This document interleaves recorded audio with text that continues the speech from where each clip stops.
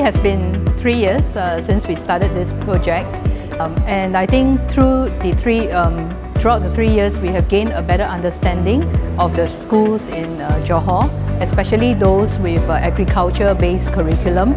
And this has really inspired the way we think about STEM education as well, and especially STEM curriculum planning, by making agriculture the main focus and then building the STEM integration around it.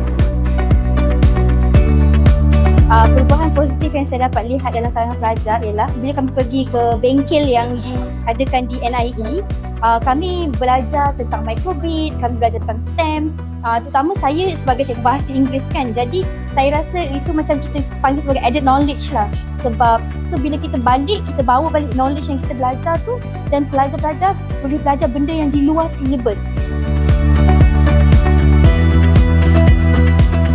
Perubahannya yang pertamanya yang jelas komunikasi ya, komunikasi murid lebih yakin, sebab dalam setiap kita punya sesi itu diakhiri dengan pembentangan dan sesi soal jawab atau kritik satu sama lain.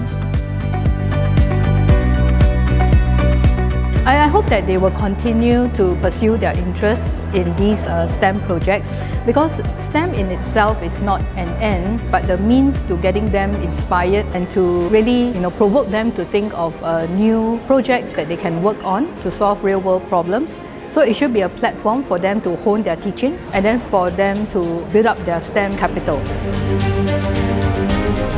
Saya berharap supaya kita dapat teruskan program seperti ini, supaya kita dapat lihat lebih banyak lagi hasil-hasil pelajar yang mungkin tak terjangka dalam kita punya fikiran kan.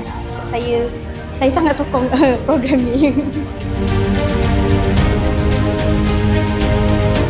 Pertamanya saya bersyukur sebab ada tim yang saling memahami. Kami bekerja tanpa disuruh, tanpa diarah, kami tahu apa tugas masing-masing, dan harapan kami yang pertamanya program ini diteruskan untuk sekolah-sekolah yang lain, dan kami dapat melahirkan lebih banyak murid yang lebih baik untuk generasi yang akan datang.